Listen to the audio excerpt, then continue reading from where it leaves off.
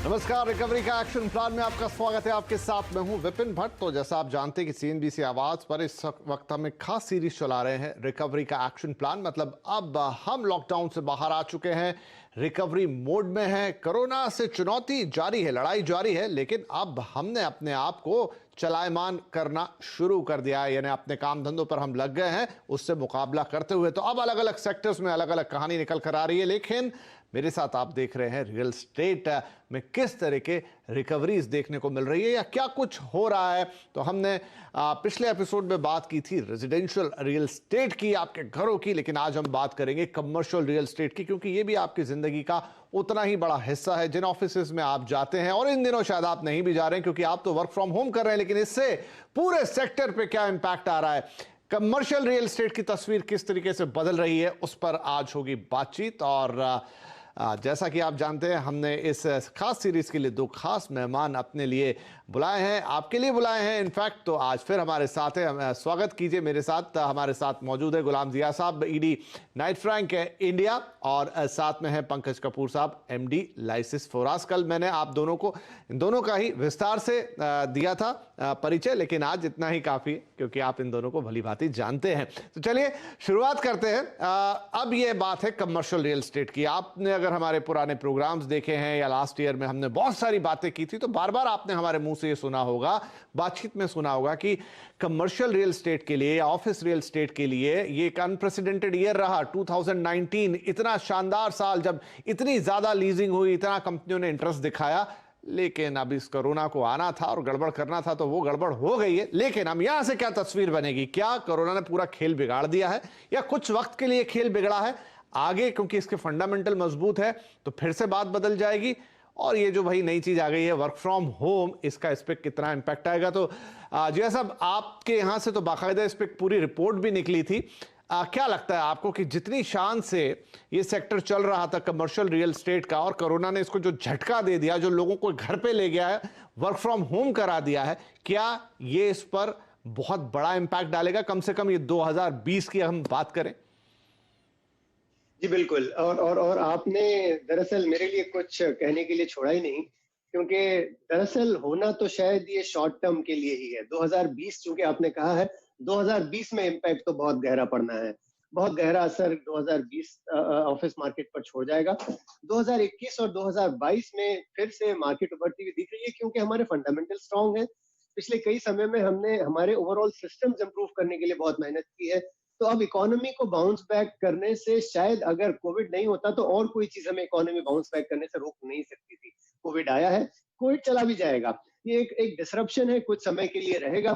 उसके बाद जब हम कोविड पार, जब हम दोबारा उभरेंगे, तो लाइक अ फीनिक्स हमारा जो हमारी उठान, जो हमारी उड़ान होने वाली है, उस चीज को देखते हुए मैं ये बिल्कुल कहना चाहूंगा कि ऑफिस मार्केट पे जो बादल छाए हैं, ये मोमेंटरी है, ये वक्त के लिए है। शायद 2020 में आपको तकलीफ होगी, 2021 के आगे ज्यादा फर्क नहीं पड़ेगा। आपने एक चीज जो सवाल उठाई है वर्क फ्रॉम होम की, वर्क फ्रॉम होम अपने आप में एक बहुत बड़ा साइंस है। वर्क फ्रॉम होम ये नहीं कहता कि कल से सारे दफातर बंद हो जाएंगे, सारे ऑफिस को ताला लग जाएगा। वर्क फ्रॉम होम आपको केवल इसलिए कोविड के कारण करना पड़ रहा है क्योंकि सोशल डिस्टेंसिंग आज आपके लिए बहुत इंपॉर्टेंट हो गई है। जब तक कि हमें वैक्सीन नहीं मिलता कोविड का, तब तक कि सोशल डिस्टेंसिंग में हमें रहना पड़ेगा। तो जब भी ऑफिस खुलते हैं, पहली चीज तो आपको सोशल डिस्टेंसिंग के कारण ऑफिस रिक्वायरमेंट बढ़ सकती है। दूसरी चीज, ठीक है, अगर आपके बैलेंस शीट्स, आपके पीएनएल, प्रॉफिट्स लॉसेस वगैरह को देखते हुए अगर आपने कुछ रियल एस्टेट कुछ समय के लिए छोड़ा भी होगा, तो दोबारा मार्केट और रेवेन्यूज और प्रॉफिट पीएनएल इंप्रूव होते हुए आपको दोबारा इन दफ्तरों की, इन ऑफिस की जरूरत होने वाली है। तो ओवरऑल ये एक डिसरप्शन है, मोमेंटरी है, 6 महीने चले, साल भर चले, लेकिन उसके बाद बाउंस बैक होते होते कमर्शियल रियल एस्टेट को बाउंस बैक होने से कोई नहीं रोक सकता। राइट। तो गुलाम जी साहब, लेकिन यहाँ पर एक बात और लग रही कि कई बड़ी प्रतिष्ठित कंपनियों से हम ये सुन रहे हैं, चाहे उसमें बड़े बैंक शामिल हों, सॉफ्टवेयर कंपनियां हो, सर्विस इंडस्ट्री हो, कि वो अब अपने लगभग सभी वर्टिकल्स में वर्क फ्रॉम होम को बढ़ावा देंगे। लगभग सभी वर्टिकल्स में वो कोशिश करेंगे कि वर्क फ्रॉम होम आगे बढ़े, एक percentage of, certain percentage of उनका जो वर्कफोर्स है वो घर से काम करे। तो क्या आपको नहीं लगता कि इससे थोड़ा बहुत इम्पैक्ट आएगा, या आप ये कहेंगे कि नहीं, वो जितना उन्हें लेना है वो तो लेंगे, लेकिन ठीक है वो एक अल्टरनेट व्यवस्था अपने साथ चलाएंगे ताकि जैसी परिस्थिति में आज हम हैं, कभी ये लंबी चल जाए या आगे कुछ और आ जाए, तो उसके लिए उनके पास एक सिस्टम तैयार हो। बिल्कुल सही बात है आप जो कह रहे हैं। जो आपने अगला आपका जो आखिरी हाफ स्टेटमेंट करा है, मैं उससे बिल्कुल मुत्तफिक हूँ कि ये जो सिचुएशन, जो परिस्थिति आई है, इसमें कुछ कंपनीज के रिएक्शंस आए हैं सामने, लेकिन हमने काफी इन डेप्थ रिसर्च भी कर रखा है, जिसमें इन कंपनीज के बैलेंस शीट्स को, पीएनएल्स को हमने परखा, उनके एम्प्लॉइज, नंबर ऑफ एम्प्लॉइज को परखा, वो किस तरह के कारोबार में, किस तरह के, स्पेशली चूंकि टेक्नोलॉजी कंपनी सबसे आगे हैं ऑफिस ऑक्यूपेशन में, हमने इनका बहुत इन डेप्थ एनालिसिस किया है। और हमें एक चीज जो बहुत ही क्लियरली साफ दिखाई दे रही है कि आपको बमुश्किल बमुश्किल 1500 से 2000 रुपए पर एम्प्लॉय के आसपास कॉस्ट सेविंग होती है अगर आप वर्क फ्रॉम होम करते हो। तो क्या ये इतना बड़ा कॉस्ट है कि जिसके लिए आप इतने सारे चैलेंजेस भुगतोगे? लाइक फॉर एग्जांपल, अगर आज मैं अपने घर बैठ के आपसे बात कर रहा हूं, तो आपको ये भी तो समझना है ना कि ये घर मेरा पर्सनल एसेट है। इसमें आज मेरा ऑफिस घुसा चला आया है, आज आज मेरे मकान को मेरा ऑफिस यूज कर रहा है, तो आज चाहे मैं खामोश रहूं, हो सकता है आज से 3-4 महीने बाद मैं अपने अपने ऑफिस से, अपने बॉस से ये कहने लगूं कि चूंकि आप मेरा रियल एस्टेट यूज कर रहे हो, तो उसके लिए मुझे कॉम्पेंसेट कीजिए। बात बनती है। और इस तरह की कई सारी चीजें हैं। जब उनके क्लाइंट्स है, जब क्लाइंट्स को, स्पेशली टेक्नोलॉजी कंपनी के क्लाइंट्स को पता लगेगा कि इन्होंने एक एक एक्स अमाउंट सेव किया है वर्क फ्रॉम होम से, तो वो भी उसमें से अपना शेयर मांगेंगे। तो ओवरऑल ये सिचुएशन कुछ ऐसी नहीं है कि आपको वर्क फ्रॉम होम करते ही आपके प्रॉफिट्स के अंबार लग जाएंगे, आप दौलतों के पहाड़ खड़े कर लोगे, ऐसा नहीं है। इसको भी पूरी तरह से समझना जरूरी है। इनिशियली चंद एक दिनों में कुछ एक नी जर्क रिएक्शन, जिसे हम कहते हैं shooting of the hip kind of environment था, जहां पर लोगों को लगा कि ये बहुत बड़ा बून है ऑफिस ऑफिस ऑर्गेनाइजेशंस के लिए। लेकिन जैसे जैसे हम आगे बढ़ रहे हैं, चीजों को बेहतरीन तरीके से समझ रहे हैं, तो ये अंदाजा हो रहा है कि इतना बड़ा प्रॉफिट नहीं है। और उस सबके दरमियान एक और चीज है, जो हमारी कंपनी कल्चर, हर कंपनी आज कहती है हमारी कंपनी का फला कल्चर है, फला कल्चर है। अगर हमारे सारे एम्प्लॉयज अपने अपने घर बैठ के काम कर रहे हैं, तो उतने ही मल्टीपल कल्चर हमारे सबके उभर रहे हैं। तो कहाँ आपका एक कल्चर जिसकी आप करते थे, वो कहाँ बाकी रहा? तो अगर आपको अपनी कंपनी की साख, अपनी कंपनी की ब्रांडिंग, कल्चर बनाए रखना है, तो वर्क फ्रॉम होम अपने आप में एक बहुत बड़ा चैलेंज होगा। उसको कैसे एड्रेस किया जाएगा, ये आने वाला वक्त बताएगा। जी पंकज साहब, क्योंकि ये वर्क फ्रॉम होम इच्छा से तो नहीं आया, अब एक मजबूरी का हिस्सा बना जहां पर सबको घर पे रहना जरूरी है। हम ये भी नहीं जानते कि अभी आगे के हालात क्या होंगे। वैसे हम अब लॉकडाउन से बाहर निकल रहे हैं, लेकिन कोरोना से मुक्त हो गए ऐसा बिल्कुल नहीं है। तो अभी ये फिलहाल कितना लंबा चलेगा कहना मुश्किल है, और जब तक ये चल रहा है तब तक वर्क फ्रॉम होम भी एक हद तक जारी रहेगा। तो अगर हम थोड़ा शॉर्ट टर्म की बात करें, तो क्या ये मान सकते हैं कि जो कमर्शियल रेंटल्स थे वो नीचे की तरफ रहेंगे? हो सकता है कि बहुत सारे स्पेस, बहुत सारी कंपनियां खाली भी करें, बहुत सारी कंपनियां विलिंग रहें कि भाई अब मैं इससे ज्यादा एक्सपांड नहीं करूंगा। तो ओवरऑल एक जो इम्पैक्ट है कमर्शियल रियल एस्टेट जो एकदम बूम पर था, वो अब काफी डाउन अंडर या तकलीफ में आए।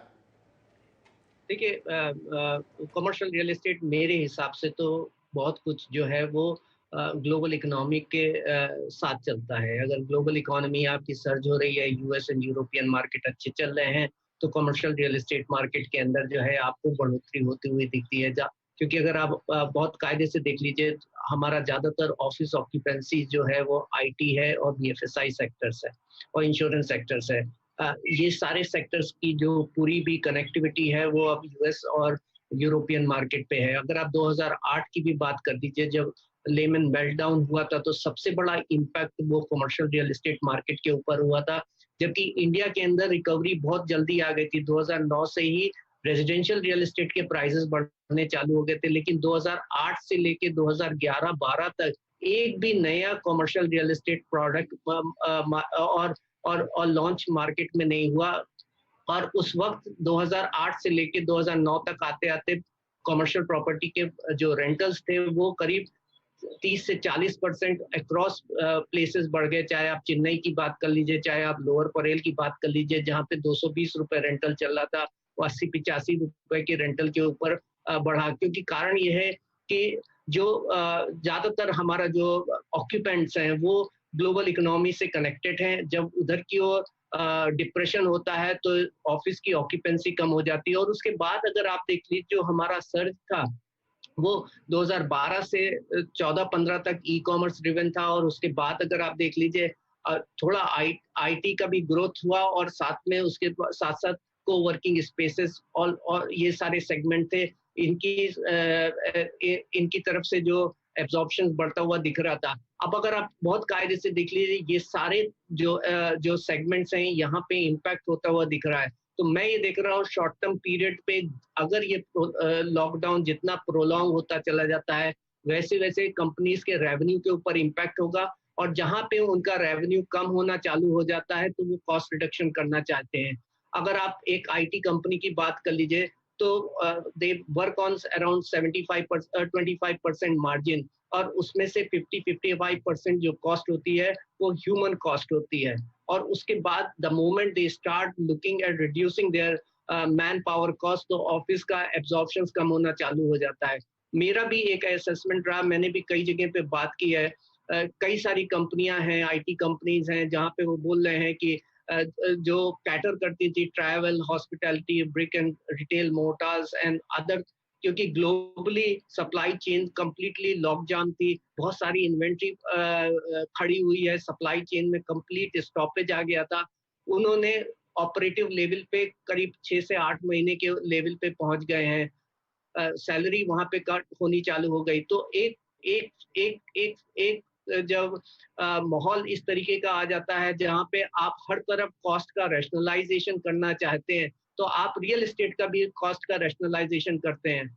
कितनी कंपनियां हैं जिन्होंने डेस्कटॉप लोगों के घर पे भेज दी है, एक मजबूरी भी है। आज आपको हम अपनी खुद की बात करते हैं, 8 तारीख से 10% के ऊपर जो है 10% एम्प्लॉयज के साथ ऑफिस ओपन करने की बात कर दी है, लेकिन आप अगर देखेंगे तो बहुत डिफिकल्ट है ऑफिस ओपन करना, क्योंकि आपको वो जो हाइजीन पैटर्न्स मेंटेन करना है, आपको ये भी बताना है कि आप कहीं इंस्ट्रूमेंटल ना हो कि किसी और को आपकी वजह से हो जाए, एक बड़ी डिफिकल्टीज होती है। तो एक एक पर्सपेक्टिव है कि कंपनीज आज बाउंड है कॉस्ट रिडक्शन की। दूसरी बात है, जो बहुत बड़ा कॉन्स्टिट्यूएंट था रियल एस्टेट मार्केट का, कि हम डेंसिटी की वजह से प्राइस बढ़ता था, और डेंसिटी एक कर्स बन गई है और ये स्प्रेड आउट हो रहा है।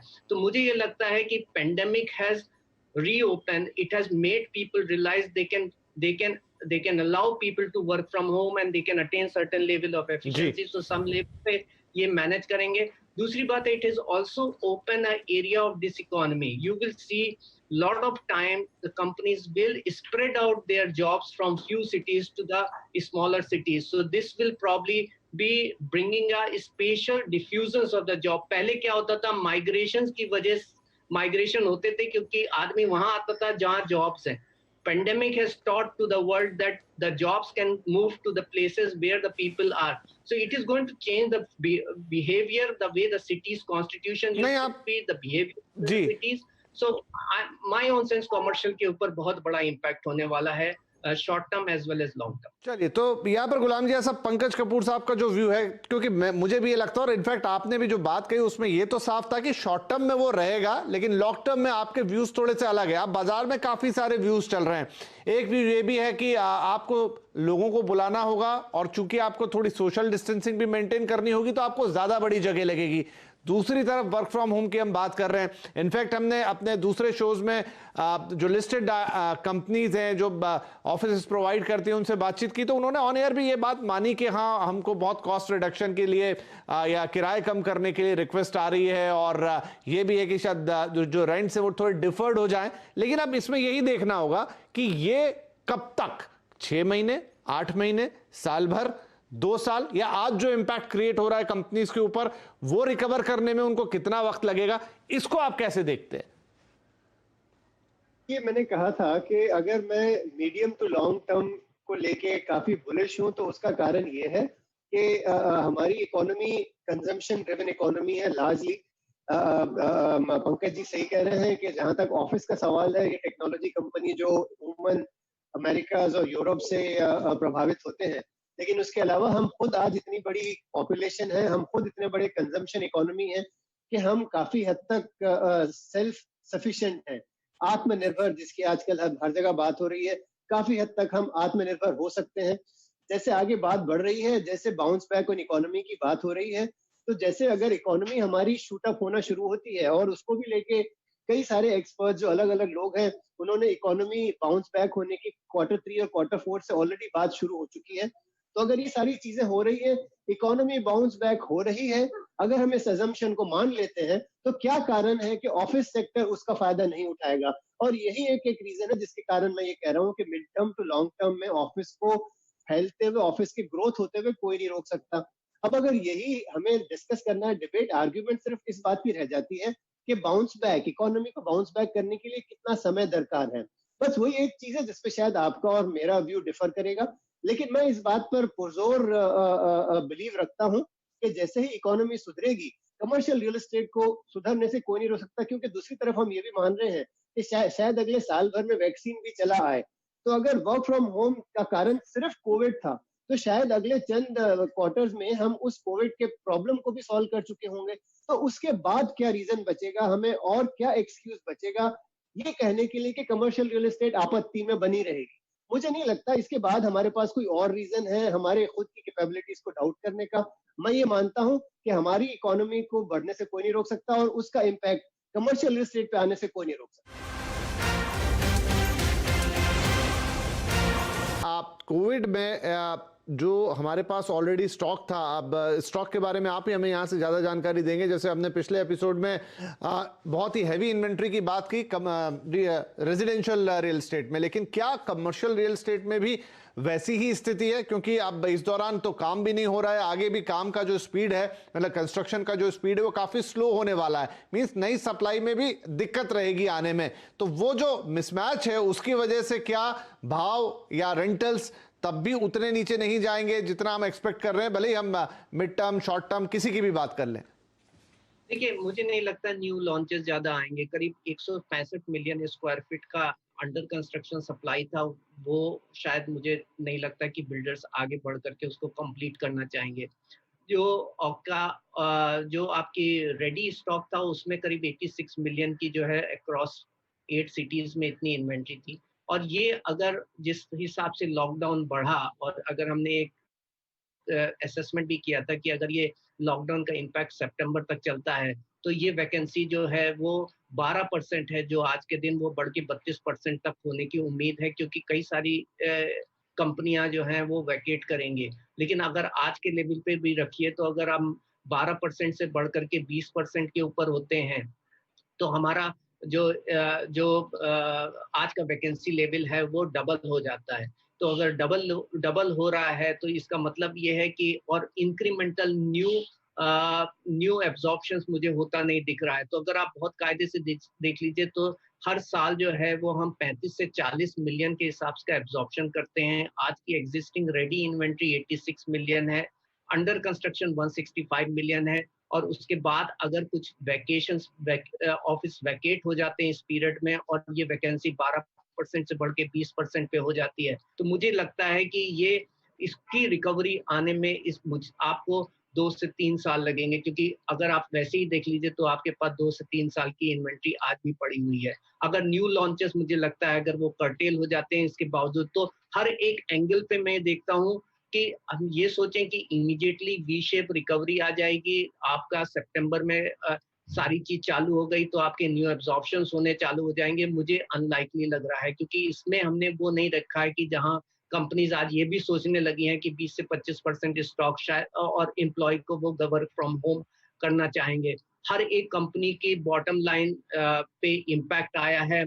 सब लोग जो है कॉस्ट रिडक्शन की बात करेंगे, तो हो सकता है कि स्पेस का एब्जॉर्प्शन बढ़ जाए, लेकिन आपके रेंटल कम हो जाएंगे, तो आपका रेवेन्यू कम हो जाएगा। तो ओवरऑल जो पैसा कमर्शियल रियल एस्टेट ऑफिस बना रहा था, वो उतना बना पाएगा 1 साल के बाद या 2 साल के बाद? मुझे इस पे एक क्वेश्चन मार्क होता हुआ दिखाई दे रहा है। राइट। तो पंकज कपूर साहब का कहना है कि जो अभी हालात हैं उससे एग्जैक्टली जैसे हम जो 2019 में जिसे छोड़ के आगे बढ़े थे वहां तक पहुंचने में अब तमाम फैक्टर्स को गिन लीजिए, चाहे उसमें वर्क फ्रॉम होम जैसी बात आ जाए, कंपनियों की अपनी आर्थिक स्थिति आ जाए, उनकी रिकवरी आ जाए, कंस्ट्रक्शन आ जाए, नई सप्लाईज आ जाए, 2 से 3 साल तक का वक्त लग सकता है। गुलाम साहब, आपका एस्टिमेट क्या कहेगा?